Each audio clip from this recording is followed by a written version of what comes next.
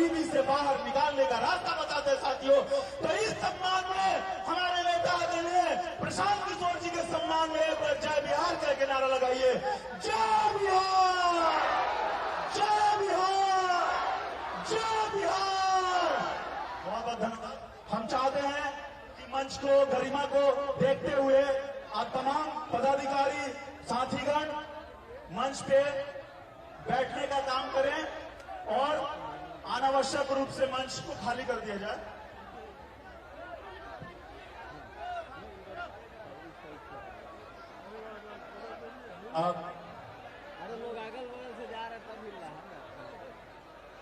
अब हमारे बीच जन सुराज के वरिष्ठ नेता श्री राम बली सिंह जी आएंगे और सभा को संबोधित करेंगे। देखिए, जिस सभा में आपके और हमारे चहेते आदरणीय प्रशांत किशोर होते हैं, उस सभा में लोग दूसरे की बात सुनना नहीं चाहते।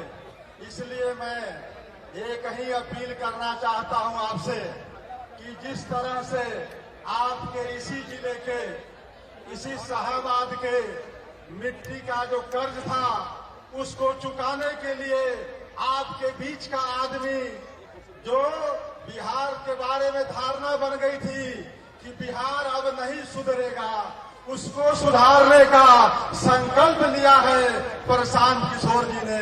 लेकिन संकल्प पूरा करने की जवाबदेही आप तमाम लोगों को है। इसलिए जाति, धर्म और मजहब से ऊपर उठ करके बिहार में बदलाव का जो संकल्प लेकर के प्रशांत किशोर जी ज्वाला लेकर के, जो आपके बीच में मसाल लेकर के आए हैं, उसको गति देने के लिए आप तमाम समाज के भाइयों को, बहनों से अनुरोध है कि आप उनकी बात सुनिए और ये संकल्प को लेकर के इस बार 2025 के चुनाव में बिहार को बदलने के लिए आप तैयार रहिए।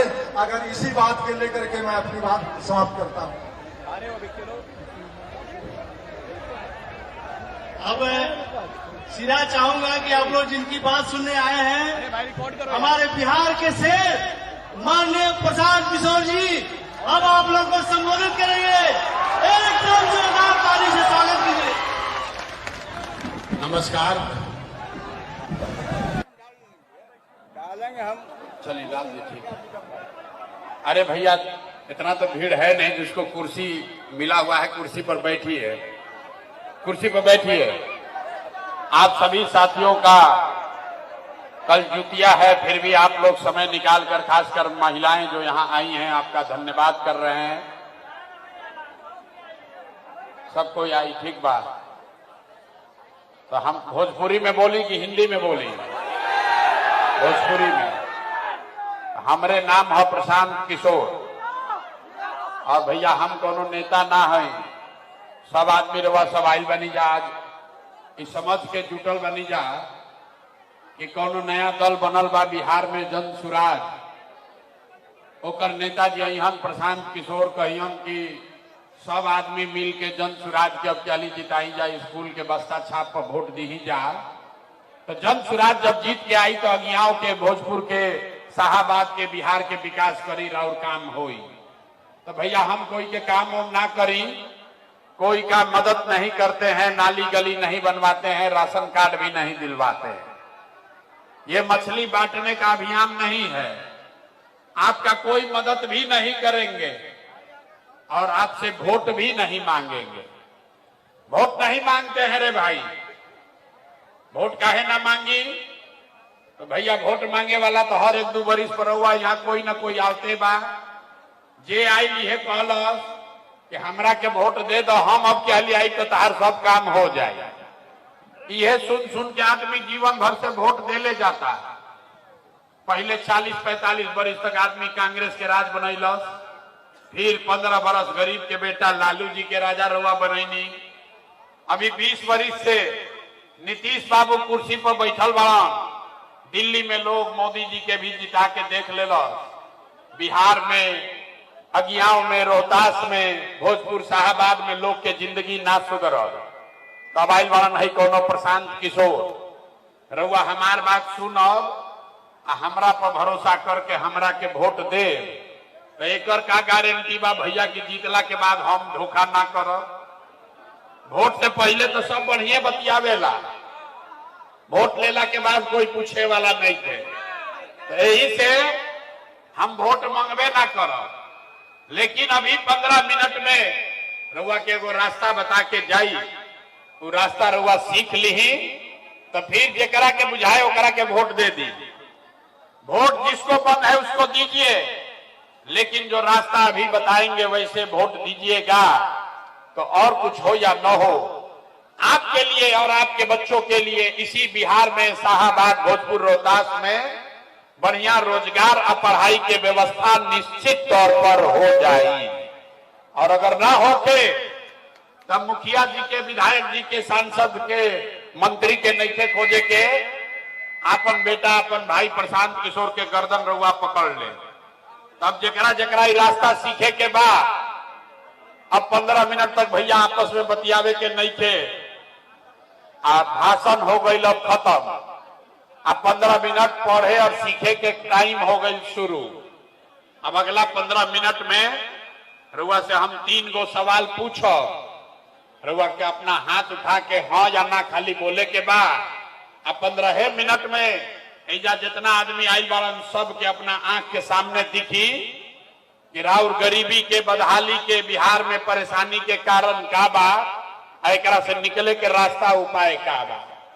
जे जे जवाब दी ओकरा अपन हाथ उठावे के बाद, जवाब देते समय हाथ उठावे के बाद, अभी ना जब सवाल पूछो हाथ काहे उठावे के बाद, ए भाई हथवे में सब दम बा। यही हाथ से जेकर बटन रउआ दबा दे ओइजे से राजा पैदा हो जाइए। तभी हमने के 15 मिनट में खाली सीखल जाई कि अपना हाथ से कैसे बटन दबो कि लइकन के रोजगार पढ़ाई हो जाओ। बात रउआ सुन ले, सीख ले, ठीक लागी तो जन सुराज से जुड़ब, और ना ठीक लागी तो जकरा झंडा उठा के घूमत नहीं होकर घूमत रही। सारे लोग एक बार जरा सोच के अब बताएंगे कि आपके गांव पंचायत में और कुछ हो या न हो, आपके लिए और आपके बच्चों के लिए बढ़िया पढ़ाई और रोजगार की व्यवस्था होके के चाहिए कि ना होके के चाहिए। हथवा तो सबके उठावे के पड़ी, जे खड़ा बा ओकरो उठावे के पड़ी। भाई जोर से बोला, होके के चाहिए कि ना होना चाहिए? होना चाहिए। ए भाई पढ़ाई और रोजगार होके के चाहिए। भाई ये तुम्हारा माइक नहीं चल रहा है। हम रउआ के ना सिखैनी, ऐजा के आदमी देखी कितना समझदार बाड़न शाहाबाद के, हम आपको नहीं सिखाए। आप चाहे पढ़े लिखे हैं या अनपढ़, हिंदू हैं या मुसलमान, आप अगड़े हैं या पिछड़े, महिला है या पुरुष, अमीर है या गरीब, युवा है या बुजुर्ग, सब आदमी कहल है कि ना भैया और कुछ होके चाहे ना रोजगार और पढ़ाई तो हो कहीं के चाहे। इतना बात तो सबके पहले ही से बुझाता रे भाई, कौनो प्रशांत किशोर के, कौनो नेता के जरूरत नहीं थे। आपको मालूम है अगर आपके लिए, आपके बच्चों के लिए पढ़ाई रोजगार हो जाए तो कोई मुखिया बने, कोई विधायक बने, लालू बनस, नीतीश बने, मोदी बने, प्रशांत किशोर बने, अगर आपके लिए रोजगार पढ़ाई हो जाए, आपके बच्चे के लिए रोजगार पढ़ाई हो जाए तो आपका जीवन सुधर जाएगा।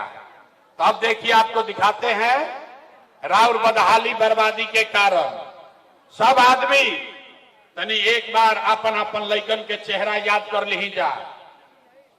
सब आदमी अपने अपने बच्चों का चेहरा याद कीजिए और अपने बच्चों के नाम पर एक बार ईमानदारी से तनी बताई जा कि आप में से किसने जीवन में एक बार भी अपना बच्चा के लिए, अपना बच्चा के पढ़ाई रोजगार के लिए वोट दिया है?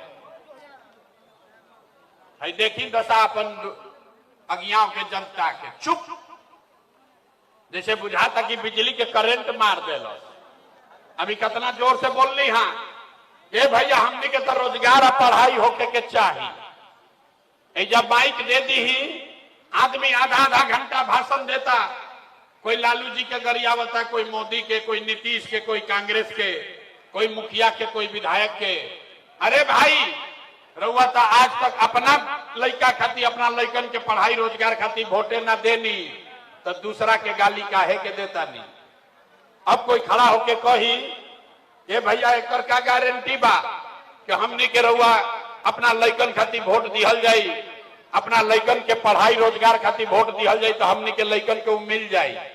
कौना नेता के वोट दिहल जाओ, हमने के तो सबके वोट दे के देख लेनी जा, आज तक कुछ ना मिलल तो एकर का गारंटी बाकी लड़कन खातिर वोट दिहल जाई तो पढ़ाई रोजगार मिल जाए। बिल्कुल इसका गारंटी है। वोट जिसको देना है दीजिए, लेकिन अगर अपने बच्चों के लिए वोट दीजिएगा तो आपको पढ़ाई रोजगार मिलबे करेगा। हमारा बात पर भरोसा नहीं थे करे के अपना आंख के सामने 2 मिनट में जादू देखी कि रउआ लड़का के रउआ रोजगार पढ़ाई कैसे मिली। सारे लोग सोचकर दूसरे सवाल का जवाब दीजिए। आज तक आपने जिस नेता को जिस दल को भी वोट दिया उन नेताओं ने आपका और आपके बच्चों का काम किया है कि नहीं किया है? हथवा उठा के बोले के बाद नेता लोग काम कैले बन जा कि नहीं गंजा कैले? हाथ उठाओ भाई, हाथ उठाकर बोलिए नेताओं ने आपका काम किया है कि नहीं किया है? अरे भाई जोर से बोलो, किया है कि नहीं किया है? नहीं किया है ना। अब पलटे के नहीं थे, सब लोग देख ले लो। गांव जवार के आदमी जुटल बा, पानी में भीगत नहीं कहता नहीं कि भैया आज तक जकरा के वोट देनी हमार काम ना कैल, तब हम रउआ के जादू दिखावत नहीं, गिनवावे शुरू करो। हाँ सही बात बोलब तो सबके हाथ उठा के हाँ बोले के बाद, गलत बोलब तो ना बोल दे, बात खत्म होई। रउआ अपना आंख के सामने दिखी कि रउआ लड़का के पढ़ाई रोजगार कैसे मिली। भाई तुम्हारा सारे लोग छोड़ दो, अब पानी में भीगता नहीं, भीगे काम बा रवा नहीं भीगो तो कोई दिक्कत नहीं है। तब सब आदमी जादू देखे खातिर तैयार होकी, हम गिनवावे शुरू करब, सही बात बोले के बोलब तो हाँ बोले के बाद, और गलत बोलब तो ना बोल दे। पूरा बिहार में शाहबाद चरपोखरी में अगियाओं में बहुत सारे लोगों ने 5 किलो अनाज के लालच में मोदी जी को भाजपा को वोट दिया है। तो बिहार में चाहे जितना चोरी भ्रष्टाचार बा, 1 किलो चोरी करके 4 किलो अनाज एजा के आदमी के मिलता कि नहीं के मिलत?